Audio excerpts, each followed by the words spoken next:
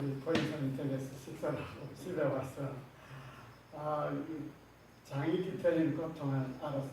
이게 장협착이라고 하는데 고통이 굉장합니다. 그래서 제가 한 2년 전에는 이제 이런 게 오면은 그냥 막 방바닥에 대고대고 그러는 거예요. 그래가지고 너무 고통스러워서 119를 불러가지고 병원에 가서 진정제 맞기도 하고 그래도 안 돼서 이제 지난번에는 또 병원에 입원해서 지내게 됐는데 다행히 하나님께서 빨리 회복을 시켜주셨습니다. 장이 뒤틀리는 고통, 그게 성경 말씀에 긍휼이라는 표현이거든요. 하나님께서 우리를 긍휼히 여기신다고 하는데요. 그 긍휼이 하나님께서 우리와 같은 그런 고통을 느끼시면서 그 사랑과 은혜를 베풀어 주시는 것을 말하는 것입니다. 하나님께서 더 겸손해지고 더 낮아지고 더 잘생기도록 그렇게 그때마다 조금씩 사인을 주는 것 같습니다.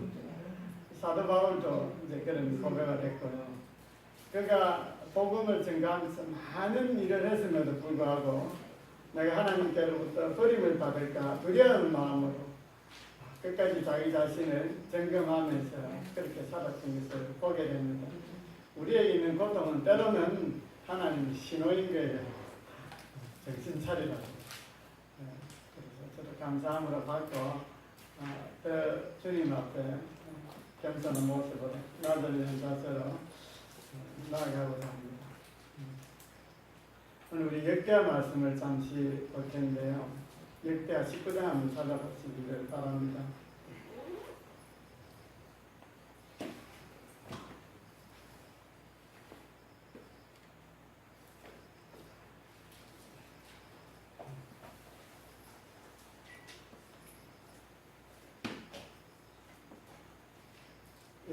거기에 여호사밧 왕에 대한 이야기가 나옵니다.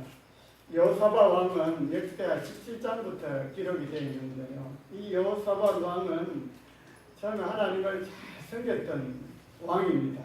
그래서 그 나라에 있는 우상을 제거하고 그리고 백성들에게 지도자와 레위인들을 보내서 하나님의 말씀을 가르치도록 했습니다. 원래 이스라엘이라는 나라가 하나님께서 특별히 세우신 나라이기 때문에 하나님이 그 이스라엘에게 말씀을 주시고 이 말씀에 순종하며 살아갈 때에 그 나라가 부강하고 또 살아가는데 어림이 없도록 그렇게 하셨습니다. 이 여호사밧 왕은 이렇게 하나님 앞에 신실한 모습으로 그 나라에 있는 우상을 제거하고 또 백성들에게 말씀을 가르쳤습니다. 그렇게 했을 때 하나님께서 이 왕을 통해서 이 나라를 아주 강건하게 붙들으셨습니다. 17장 10절 말씀 한번 보실 텐데요. 그 앞에 보면은 여호와께서 유다 사방의 모든 나라에 두려움을 주사 여호사밧과 싸우지 못하게 하시며, 그러니까 하나님이 이렇게 잘 생기니까 비록 작은 유다 나라지만은 하나님께서 그 주변에 열강들이 많이 있었잖아요. 그 나라 가운데에 하나님 이 나라를 지켜주시되 그 나라에서 하나님이 섬기는 이 유다 나라에 대한 두려움을 가지고 감히 침범하지 못하고 그리고 그 주변 나라들이 조공을 바치고 이렇게 나라가 강해졌습니다. 군사도 많아지고. 근데 이렇게 많아지니까 여호사밧 왕이 교만해진 거예요. 그래서 더 이제 나라를 부강하게 하고 자신의 입지를 튼튼하게 위해서 그 당시에 북쪽 나라 아합 왕하고 혼인 맺게 됩니다. 이제 이게 이제 결혼을 하게 되면은 그러니까 여호사밧 왕의 아들과 북쪽의 아주 악한 왕인 아합 왕의 딸하고 결혼을 시키는 거예요. 이 결혼 동맹입니다. 결혼 동맹을 하게 되면 이제 두 나라가 함께 사돈지간이 되니까 서로 협력을 할 수밖에 없죠. 그래서 아합 왕이 기럇 라못을 쳐들어 가지고 갈 때에 여호사밧 왕에게 도움을 요청합니다. 그래서 여호사밧 왕이 군사를 이끌고 같이 전쟁을 치르게 되죠. 그런데 그 전쟁을 치르는 가운데에 아합왕은 결국은 죽게 되고 여호사밧 왕은 겨우 목숨을 부지해서 돌아오게 됩니다. 그때에 선지자가 나타나서 여호사밧 왕의 잘못에 대해서 지적하면서 한 말씀이 역대하 19장 2절입니다. 보겠습니다. 역대하 19장 2절 말씀. 유다왕 여호사밧이 평안히 예루살렘에 돌아와서 그의 궁으로 들어갑니다. 2절 말씀 같이 봅니다. 하나님의 아들 선지자 예후가 나타났어 여호사밧 왕을 맞아 이르되 왕이 악한 자를 돕고 여호와를 미워하는 자들을 사랑하는 것이 옳으니까. 그러므로 여호와께로부터 진노하심이 왕에게 임하리라. 하나님을 신실하게 잘 섬겨야 될 왕이 어떻게 했다고요? 악한 자를 돕고 왕을 미워하는 자들을 사랑하는 것이 옳으니까. 누구를 말하는 겁니까? 아주 북쪽의 악한 왕 아왕을 돕고 함께 전쟁을 치른 것에 대해서 지금 이 선지자를 통해서 책망을 하고 있는 것입니다. 이 책망을 말을 듣고 얼마 후에 놀라운 일이 벌어졌습니다. 20장 말씀 보겠습니다. 넘겨서 보면 이후에 이 말을 듣고 난 이후에 모압 자손과 암몬 자손들이 마온 사람들과 함께 와서 여호와를 치고자 한지라. 여호사밧 치고자 암몬, 모압 그리고 마온 사람들이 함께 연합군을 만들어서 남쪽 유다를 쳐들어오게 된 것입니다. 그런데 이 소식을 듣자마자 이 여호사밧 왕은 마음이 어땠을까요? 3절 말씀. 두려워하여. 여호사밧이 두려워하여. 여호사밧이 두려워했다는 것입니다. 왜 두려워했을까요? 첫 번째는 당연히 많은 무리들이 이 남쪽 유다를 쳐들어오니까 전쟁을 하게 되니까 두려운 거예요. 이전에 이미 전쟁을 치르면서 국력이 많이 세졌습니다. 그런데 새롭게 주변 나라들이 이 약해진 남쪽 유다를 향해서 전쟁을 일으킨 거예요. 그래서 전쟁을 하게 되니까 두려움이 생겨요. 뿐만 아니라 그보다 더 큰 것은 내가 지난번에 이 여호사밧 왕이 그 군사를 이끌고 아방하고 함께 출전을 해서 싸우게 된 것은 결국 악한 자를 돕고 하나님께서 미워하는 자를 사랑함으로 말미암아 그 일 때문에 하나님께서 그 선지자를 통해서 하신 말씀이 그러므로 여호와께로부터 진노하심이 왕에게 임하리이다. 이 일 때문에 방금 읽었죠. 하나님의 진노가 임하게 될 것이라는 그 말을 받은 거예요. 그래서 이 전쟁은 바로 하나님의 진노가 아닌가. 하나님의 진노가 임하면 어떻게 되죠? 전쟁에서 패하게 됩니다. 나라가 전쟁에서 패하면 어떻게 되죠? 완전히 쑥대밭이 되죠. 가지고 있는 것 다 몰수당하고 빼앗기고 죽이고 불태워지고 두려움이 있습니다. 두려움이 올 때 어떻게 해야 될까요? 기도했죠. 3절 말씀 보겠습니다. 여호사밧이 두려워하여 여호와께로 낯을 향하여 간구하고 왕이 하나님께 기도했습니다. 그런데 이 왕만 기도한 것이 아니라 이 왕은 온 나라에다가 같이 기도하자고 공포를 하는 거예요. 온 유다 백성에게 금식하라 공포하며, 금식하다는 것은 간절함을 표현이잖아요. 하나님 이 전쟁에서 우리가 잘못하면 나라가 망할 수가 있습니다. 그러니까 간절하게 하나님의 도우심의 구함의 모습이 바로 여호와께로 낯을 향하여 기도하고 뿐만 아니라 금식하면서 기도하자는 것입니다. 어떻게 하는가? 4절 말씀. 유다 사람이 여호와께 도우심을 구하려 하여 유다 모든 성읍에서 모여와서 여호와께 간구하더라. 기도를 하는데 이런 국가적인 어려움 앞에서는 그냥 각자 있는 곳에서 기도하는 것이 아니라 함께 다 모여서 함께 모여서 금식하며 부르짖어 기도하자는 것입니다. 하나님 이 나라를 구하여 주시옵소서. 하나님 이 나라에 긍휼을 베풀어 주옵소서.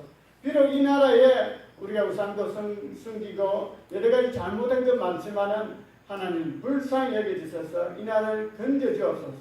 그렇게 온 백성들에게 금식을 선포하고 함께 모여서 같이 기도하자고 강구하고 있는 것입니다. 이렇게 기도하는 가운데 여호사밧 왕의 기도의 모습이 12절 나옵니다. 20장 12절 말씀. 찾았습니까? 예. 우리 하나님이여 그들을 징벌하지 아니하시나이까. 우리를 치러오는 이 큰 무리를 우리가 대적할 능력이 없고 어떻게 할 줄도 알지 못하고 오직 주만 알고. 이 많은 무리, 이 군사들을 우리가 어떻게 싸워 이길 수 있는 군사력도 없고 전략도 없고 장비도 없고 우리는 이 전쟁에서 이길 가능성이 없습니다. 그러니 주님만 바라봅니다. 주님만 의지합니다. 그렇게 기도하고 있다는 것입니다. 여러분, 주님만 바라본다. 우리 어려운 일을 당할 때에 주님을 바라본다 이런 표현을 하잖아요. 주만 바라볼지다. 주님을 바라본다는 게 무슨 말일까요? 주님의 인도하심을 구한다는 것입니다. 주님, 우리는 어찌할 수가 없으니까 주님께서 이 일을 해결해 주옵소서. 이 일을 인도하여 주옵소서. 주님께서 이 일을 어떻게 할 수 있는지, 어떻게 해결할 수 있는지 주께서 해결해 주시옵소서. 그런 마음이 바로 주만 바라본다는 것입니다. 주만 바라볼 때 주님께서 인도하시는데 어떻게 인도하실까요? 주님은 우리를 어떻게 인도하십니까? 주님께서 우리에게 말씀하시도록 인도하십니다. 우리가 주님을 바라볼 때 주님, 나의 삶, 나의 가정, 우리 모든 문제 주님만 바라보니 주님 도와주옵소서 할 때는 주님 어떻게 해야 될지 우리는 알지 못하니까 주님께서 인도해 주옵소서 이런 의미거든요. 근데 주님께서 어떻게 인도하시는가? 주님께서 우리 가운데에 말씀해 주심으로 인도하신다는 것입니다. 그래서 오늘 20절 말씀에 우리를 치러오는 이 큰 무리를 우리가 대적할 능력이 없고 어떻게 할 줄도 알지 못하고 오직 주만 바라보나요.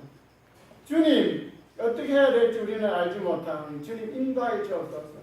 그렇게 온 백성이 함께 모여서 금식하며 기도하고 여호사밧 왕이 지도자로서 나라의 장래를 위해서 이렇게 인도함을 구할 때 주님만 바라보게 될 때에 하나님께서 임하십니다. 13절 말씀 보죠.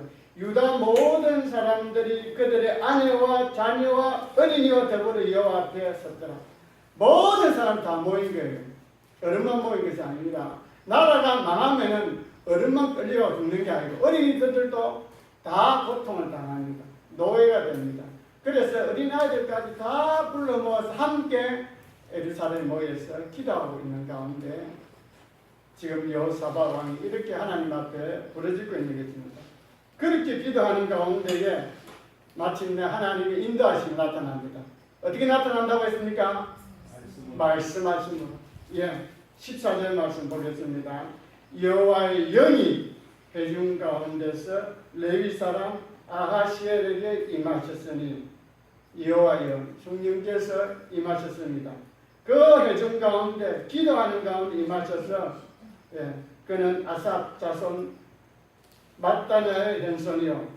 그렇게 쭉 말씀하시면서 15절 말씀 보십시오. 이 야시엘이 이르되 이 야시엘은 성령의 감동하심으로 그렇죠. 여호와 영을 임했으니까 하나님께서 주신 말씀을 선포하는 거예요.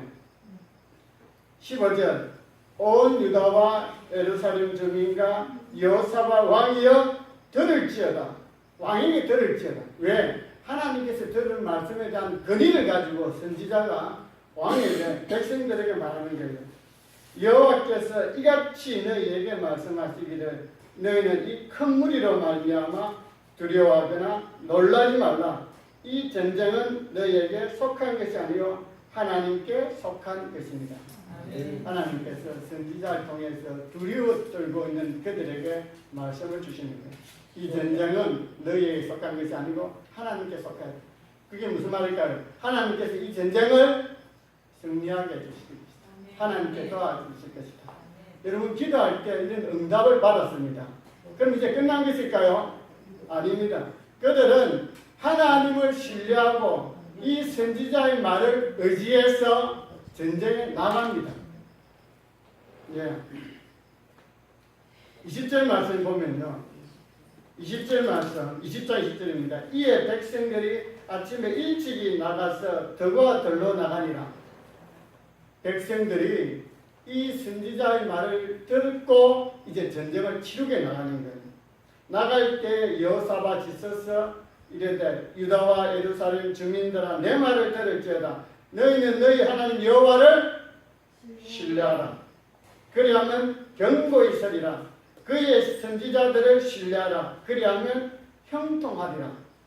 하나님을 신뢰하고 하나님의 말씀을 듣고 우리에게 선포한 그 선지자의 말을 의지하고 이제 우리가 뭘 하자는 겁니까? 싸우러 나가자는 것입니다. 무엇입니까? 하나님의 말씀을 받고 하나님 맞습니다. 이제 하나님께서 행하실 것이고 전쟁을 승리를 이끄실 것입니다. 그렇게 그들은 기도하는 것으로 끝나지 않았다는 것입니다. 기도하고 그리고 하나님께서 주신 말씀대로 이루어지도록 하기 위해서 뭘 해야 됩니까? 우리가 액션이나 행동이 나아가야 됩니다. 그래서 군대를 동원해서 전쟁터로 나아갑니다. 그런데 전쟁터로 나아갈 때요. 여호사밧이 맨 앞에 누구를 배치합니까? 찬양대를 배치해요. 찬양하면서 나아가고 그 뒤에 이스라엘 유다 군대들이 이렇게 진을 짜서 전쟁터로 나아갑니다. 하나님을 신뢰하고 선지자의 말을 의지해서 나아갈 때에 그냥 기도하는 것을 끝나는 것이 아니고 하나님께서 우리의 행위를 보시고 우리의 행동을 보시고 우리의 믿음을 보시고 우리가 하나님께서 하신 말씀에 믿음으로 반응하여 나아갈 때에 하나님께서 놀라운 방법으로 이 전쟁을 수행하는 것을 보게 됩니다.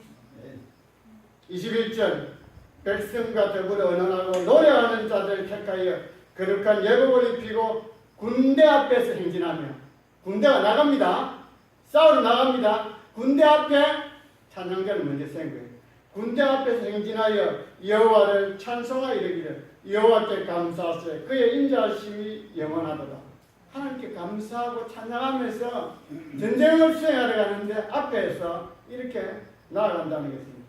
22절 그 노래와 찬송이 시작될 때 여호와께서 복병을 들어 이 복병이 누구인지는 모르겠습니다. 그런데 하나님께서 싸울 수 있는 군대를 동원해서 미리 예비하셨다는 것입니다. 그렇게 해서 그 적들을 다 물리치고 23절 말씀 보십시오. 예. 곧 암몬과 모압 자손 이레나 세일산 주민을 쳐서 진멸하고 자기네들끼리 싸우는 거예요. 세일 주민들을 멸한 후에는 그들이 서로 쳐 죽였다. 그들이 서로 전쟁을 자기네들끼리 한 팀으로 왔다가 놀라운 하나님의 방법으로 그들이 진멸하게 되는 것을 보게 되는 것입니다. 행할 때는 우리가 어려움을 당할 때 주님만 바라고 주님만 신뢰하고 나아간다는 데 주님 말씀해 주십시오. 주님 인도함을 받는다는 거죠. 그래서 주님의 음성을 들으면은 그 다음에는 우리가 분별력과 판단력과 믿음을 가지고 행위로 행동으로 나아가야 된다는 거죠. 최근에 우리나라의 상식과 윤리와 도덕에 맞지 않고 뿐만 아니라 어떤 기존 우리의 어떤 사고 체계에도 맞지 않는 이상한 논리와 법들이 제정되고 있고 그런 것들이 지금 세워지고 있는 것을 보게 되는 것입니다. 이 나라에 어느 날부터 초등학교에서 교사들이 맞기도 하고 성폭행을 당하기도 하고 언제부터인가 국민의례 애국가가 정부 행사에서 하는 것을 의뢰하게 되고 님의 침묵이라는 그 노래가 부르기를 좋아하고 전국에서 폐허 축제가 주요 도시마다 일어납니다. 얼마 전에 인천에서 일어났고 서울에서도 굉장했죠. 예. 그리고 제주에서 지금 곧 일어날 예정입니다. 폐허 축제가. 그리고 부산에서는 국제영화제 하는 기간이 일어날 것이고 대구에서도 일어나고 말은 폐허 축제지만 이게 음란 퇴폐 행위고 공연입니다. 참 이게 우리가 지금 사회법으로 경범죄에 해당하는 정말 추한 모습들, 온갖 성기구를 갖다 놓고 그렇게 그거를 보여주고 그걸 드러내고 하는 이 폐허 축제가 지금 공공연히 이 정부 하에서 자행되고 있고 또 묵인하고 있는 실태에 있다는 것입니다. 그리고 장관이나 장관급 인사들이 이렇게 대통령이 결정할 때 친동성애자들을 많이 이렇게 추천하고 있는 것을 보게 됩니다. 2018년도 개헌 논의가 있었죠. 그때에 국민을 사람으로 하고 자유민주주의를 민주주의로 용어를 바꾸고 별거 아닌 것 같지만은 나라의 최고 헌법에 이것을 개정해서 넣으려고 했던 이런 시도들이 있었습니다. 뿐만 아니라 동성애는 그로 말미암아 에이즈 문제가 심각합니다. 비록 우리나라만이 최근에 동성애자들이 많이 늘어나고 있습니다. 비용이 엄청납니다. 이거 다 국가에서 부담합니다. 그런데 동성애 때문에 생기는 에이즈 환자에 대해서는 보도하지 못하도록 합니다. 여러분 왜 이런 일이 벌어지고 있을까요? 이것은 우리가 좀 더 깊이 살펴보면 하루아침에 일어난 일이 아닙니다. 벌써 1800년도부터 이 일은 시작이 되었습니다. 우리가 공산주의 이론하면요, 칼 마르크스가 이 이론을 정립했습니다. 그 칼 마르크스가 말하기를 전쟁이 일어나면은 노동자들이 들고 일어나서 자본가들을 다 죽이고 그리고 새로운 공산주의 국가를 만들 것이다. 그렇게 공언을 했는데요. 거기에 1914년도에 제1차 세계대전이 일어났는데 이 노동자들이 나라를 뒤엎고 새로운 나라를 만드는 것이 아니라 오히려 그들이 총칼을 들고 나가서 싸웠습니다. 나라를 지켰습니다. 그래서 레닌이 주장하고 했던 그 공산주의가 결국은 무너지게 됐는데요. 이 공산주의자들, 이들은 좌파입니다. 좌파 세력입니다. 이들이 왜 공산주의가 무너지게 되었는가? 연구를 하기 시작했던 거예요. 그때에 이탈리아의 공산주의자인 안토니오 그람시라는 자가 나타나서 공산주의의 새로운 이론을 펼칩니다. 처음에 칼 마르크스가 공산주의 이론을 펼칠 때는요, 경제 문제를 가지고 나왔습니다. 그래서 모든 것은 열심히 노동자, 프롤레타리아 계급에서 그렇게 수고해서 부르주아들이 다 가져간다. 그래서 우리는 살지 못한다. 그리고 이 빈부 격차가 너무 심하고 그리고 가진지 못한 자들이 사회적으로 너무 소외가 된다. 그래서 공산혁명을 일으키자고 해서 했던 게 바로 이 공산주의 운동이었거든요. 근데 그 실패를 했습니다. 그러자 이 안토니오 그람시가 그렇게 해서는 공산주의가 되지 않는다. 그렇게 해서 그 이론이 그 경제 문제뿐만 아니라 국방, 사회, 교육, 언론, 행정 모든 분야에다가 이 교육을, 이 이론을 퍼뜨리는 거예요. 그래서 오래전부터 이 이론들이 우리나라 사회에서도 이게 점점점 이게 퍼지기 시작했다는 것입니다. 사실은 이 그 칼 마르크스 이론이 실패한 이론 중에 하나가 그들은 개인의 어떤 소유욕을 막은 거예요. 공산주의가 그거잖아요. 전부 다 같이 생산해서 같이 자는 거잖아요. 착취 계급을 없앤다는 거예요. 그런데 이렇게 주장한 자들은 이제 이 노동자들의 세력을 등에 업고 계속해서 그들이 지배 세력으로 나아가려고 하는 것입니다. 그게 이제 헤게모니라고 표현을 하는데, 어쨌든 간에 그들이 실패를 하고 난 이후에 이런 이론 가지고는 안 되겠다. 공산주의가 소유욕을 억제하니까 이게 안 된다는 거예요. 그래서 공산주의 이론에다가 인간의 가장 기본적인 욕구인 성욕을 거기다가 같이 접목을 시키는 거예요. 그렇게 하다가 이탈리아 그 다음에 1968년도에 프랑스에서 68혁명이 일어났습니다. 이게 우리가 지금 시대상을 조금 이해할 필요가 있어서 말씀드렸는데요. 프랑스 68혁명은 그 기치가 자익들이 들고 일어나서 사회개혁운동을 벌였습니다. 그 모토가 무엇이냐? 모든 금지된 것을 금지한다. 그러니까 지금 공산주의가 잘 되지 못한 이유는 서구의 기독교 사회와 그리고 자유주의 시장 경제 때문에 성공하지 못했다는 것입니다. 그래서 이 68혁명을 통해서 모든 금지한 것을 금지한다. 무슨 말입니까? 기존 가치 체제, 기존 문화, 기존 어떤 그런 사회 제도를 전부 다 부정하고 무조건 이제 그렇게 금지하는 것을 다 없애자는 것입니다. 그래서 가장 먼저 내린 것이 바로 성욕을 마음대로 하자. 그 차에 버클리 대학에서 주디스 버틀러라는 사람이 퀴어 이론이라는 걸 만들었습니다. 여러분 퀴어 들어봤죠? 계기한 이런 뜻이 있는데요. 퀴어 이론을 만드는데 이게 뭔가 하면요. 사람은 우리가 태어날 때 생물학적으로 남과 여기가 있습니다. 그래서 남녀 이렇게 성으로 구별을 하고 있는데 생물학적 구별을 하는데 이 버틀러라는 이 사람은 자기의 성은 자기가 결정한다는 것입니다. 그리고 이제는 성이라는 표현보다는 젠더라는 용어를 사용하기 시작합니다. 젠더.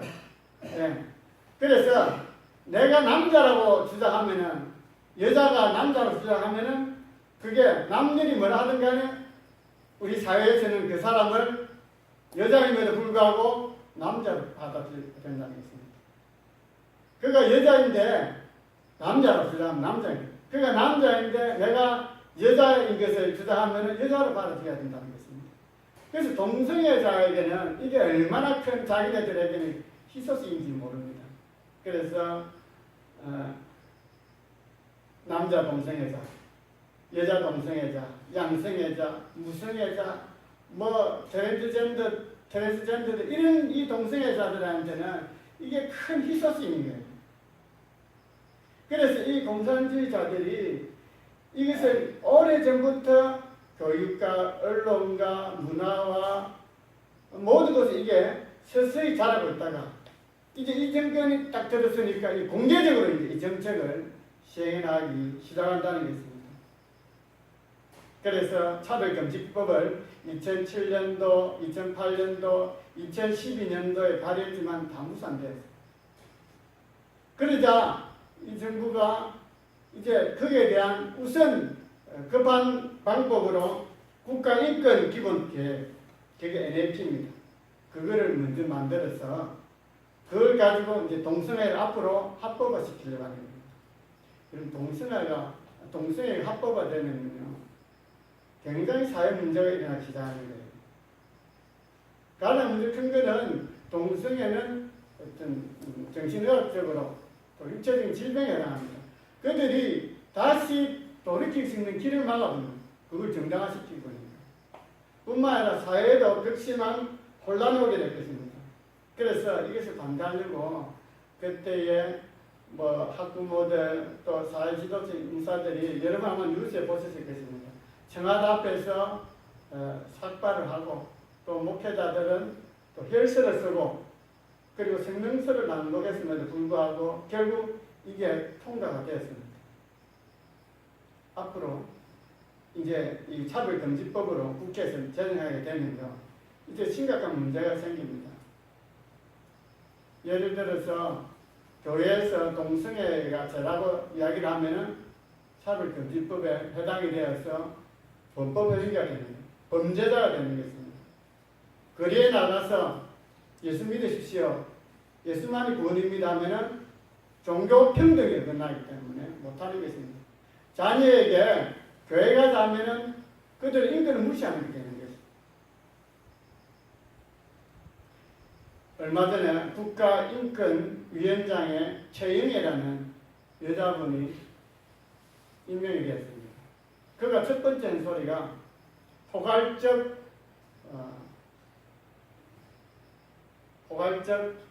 뭡니까? 방금 무슨 법이라고 했죠? 인권법을 만들어서 차별금지법을 만들겠다. 이 최영애라는 사람은요, 이 시민단체들과 사회운동을 하면서 군대에 군 동성애를 허용을 하죠.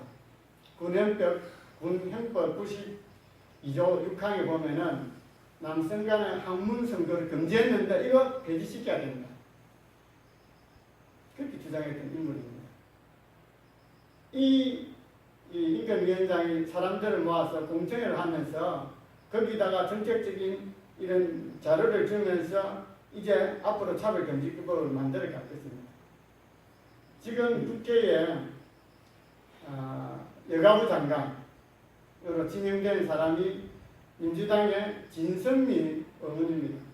진선미 의원도 그 동성애자들과 함께 시위를 하고 교과서에 동성애 실장 그리고 군대 내에서 자유롭게 남성 간에 성행하는 것을 합법화하자. 그랬던 인물이 바로 진선미입니다. 지금 여성가족부 장관으로 지금 지명이 되어 있죠. 그리고 얼마 전에 사회부총리 겸 교육부 장관인 유은혜, 여러분 뉴스에 보셨을 것입니다.